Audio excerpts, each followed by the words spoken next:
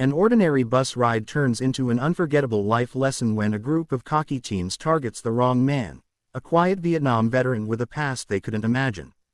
The bus hissed to a stop at the corner of Jefferson Avenue and Elmwood Street, its doors groaning as they swung open.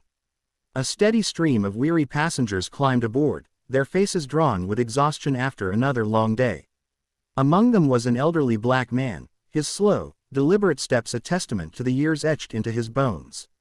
He carried a sturdy wooden cane, its varnish worn smooth by countless grips, and a small bag filled with groceries.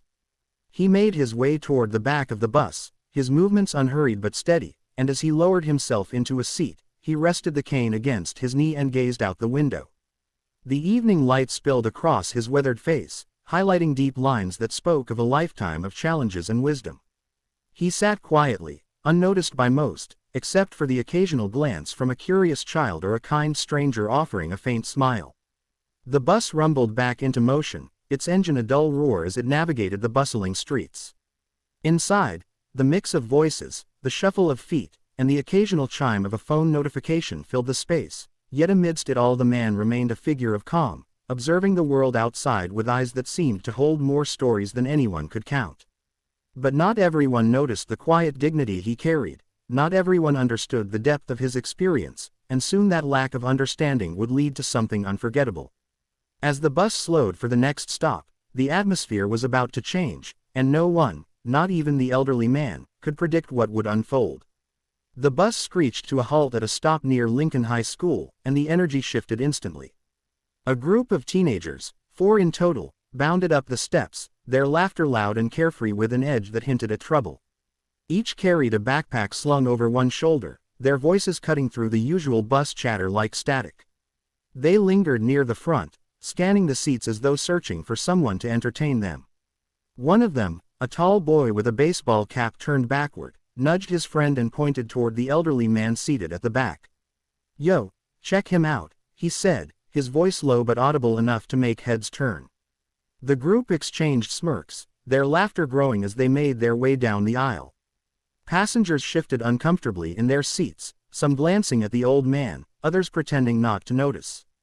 The teens stopped just short of him, their movements exaggerated and full of swagger. "Hey, old man," said the boy in the cap, leaning on the seat in front of him. "You miss your stop at the retirement home or something?" The elderly man didn't respond. He kept his gaze fixed out the window, his hands resting on the cane as though it were a lifeline. His silence only seemed to encourage them. Another teen, a shorter one with a hoodie pulled over his head, chimed in, "That cane for walking, or is it holding you up?" He snorted, and the others erupted into laughter. Passengers exchanged nervous glances, but no one said a word. A woman near the front shifted her bag closer to her chest. A man in a suit adjusted his tie, focusing intently on his phone. It was as if the entire bus had collectively decided that staying silent was safer than getting involved. But the teens weren't done. They edged closer, their voices growing louder, their jabs more pointed. "Betty's got some cash on him," said a boy with a buzzcut. "What's in the bag, Grandpa? Cat food." Just as their mocking reached a crescendo, the old man moved for the first time, lifting his head slightly. His calm demeanor was unshaken, but something in his presence shifted, and even the teenagers hesitated for a moment. The hesitation passed as quickly as it had arrived. Emboldened by the elderly man's silence, the boy in the baseball cap leaned closer, his smirk widening. "What's the matter, Grandpa? Cat got your tongue?" he sneered, tapping the old man's cane lightly with his sneaker. The others laughed, their voices bouncing off the bus walls like an irritating echo. The old man's grip on the cane remained firm, his gaze unshaken, as he finally turned his eyes toward the boy. They weren't angry or fearful, just steady, piercing in their calmness.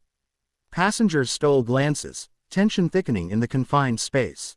A young woman clutched her purse tightly, her knuckles white. A middle-aged man in the corner cleared his throat but said nothing. Everyone seemed frozen in their seats, unwilling or unable to intervene.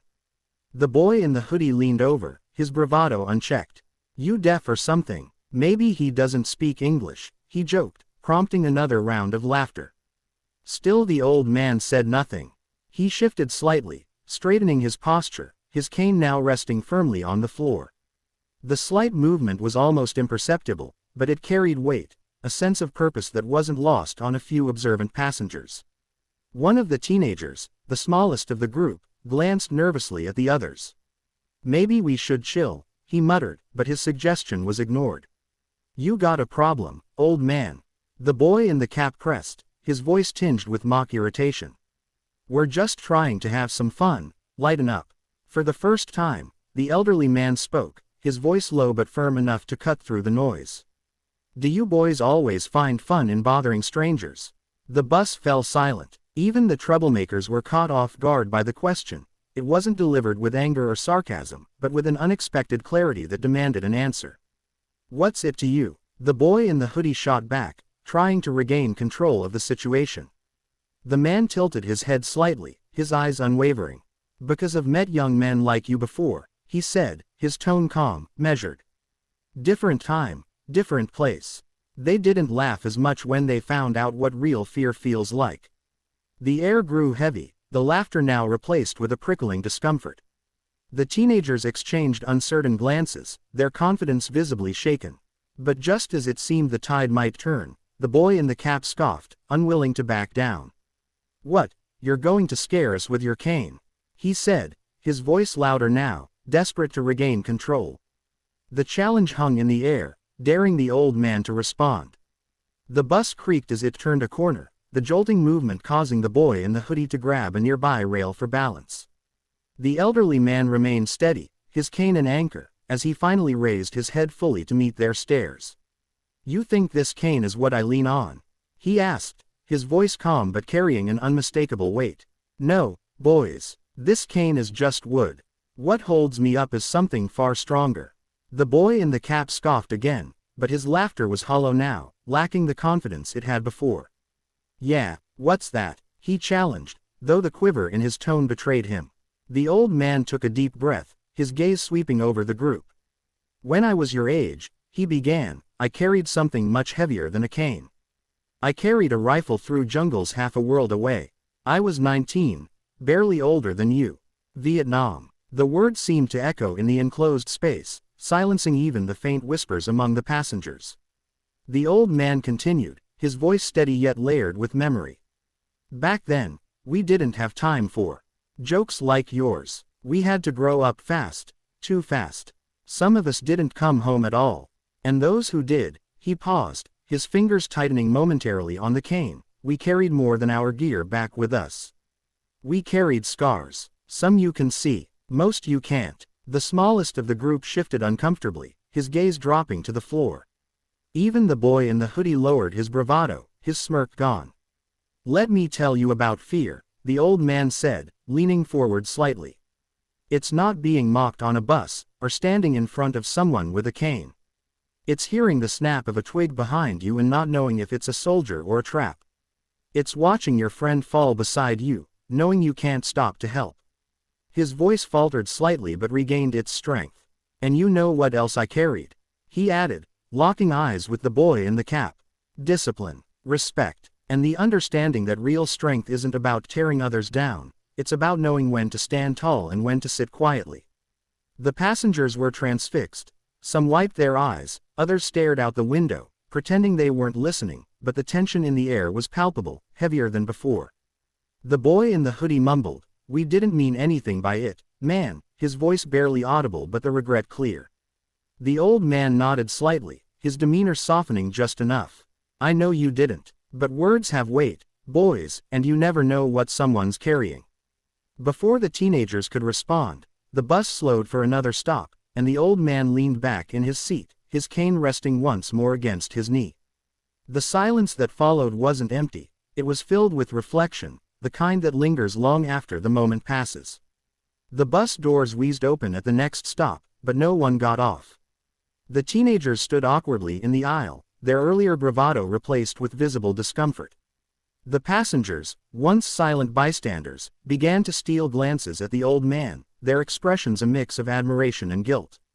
The boy in the cap, who had led the taunting, looked down at his sneakers, shifting uncomfortably, his earlier confidence now a distant memory. "Look, we were just messing around," he said, his voice subdued, almost apologetic. The elderly man's gaze softened, though his posture remained steady. Messing around can get you into trouble, he said quietly. Sometimes trouble you can't get out of. I've seen it happen too many times. The boy in the hoodie spoke next, his voice trembling slightly.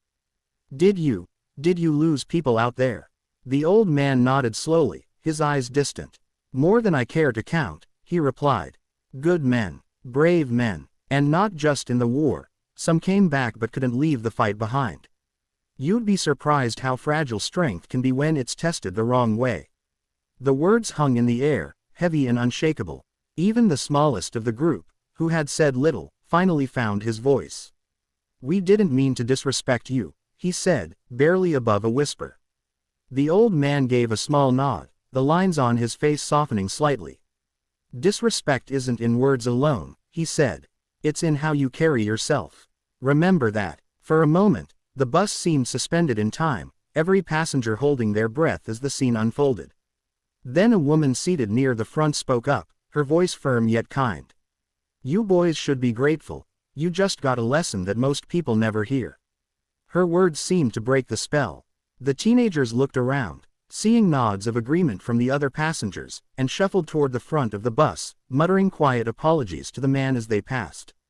At the next stop, the group exited, their laughter and bravado left behind. As the doors closed, the old man leaned back in his seat, his eyes once again fixed on the world outside the window. The silence in the bus wasn't uncomfortable anymore, it was reflective, almost reverent. The passengers began to murmur among themselves, some sharing their own stories of family members who had served, others simply expressing their admiration for the man who had faced the boys with such quiet strength. Amidst the whispers and stolen glances, the old man remained as he was before, steady, calm, and deeply rooted in the strength that had carried him through so much more than this ride. As the bus neared its final stops, the atmosphere had transformed. Where there had once been tension and avoidance, there was now a collective sense of reflection. Passengers looked at the elderly man differently, not just as someone who had endured hardships, but as a quiet force of wisdom and resilience. A young woman sitting across from him finally broke the silence. Thank you, she said softly, for what you did, for what you've been through. Her voice carried the gratitude of those too shy to speak. The old man gave a small nod, his expression kind but restrained. I did what I had to, he replied. That's all any of us can do. But what matters is what you do now, with the life you have, with the chances you're given. The words seemed to settle over the bus like a blanket, drawing everyone into their quiet gravity. The young woman smiled faintly, then turned back to look out the window. As the bus slowed at the corner of Ashland Avenue, the elderly man rose from his seat, his cane steadying his frame. A few passengers moved instinctively to make room for him. He paused before stepping off, his gaze sweeping over the faces around him. Be kind to each other, he said simply, his voice carrying a gentle authority. You never know the battle someone's fighting. With that, he stepped onto the sidewalk, the bus doors closing behind him. The passengers sat in silence for a moment before the engine hummed back to life, and the bus pulled away. For the rest of their ride, the people aboard carried more than their belongings. They carried a story, a reminder of the strength found in humility and the importance of respect. And maybe, just maybe, the teenagers walking home from the bus stop would carry that lesson too, letting it shape how they approached the world.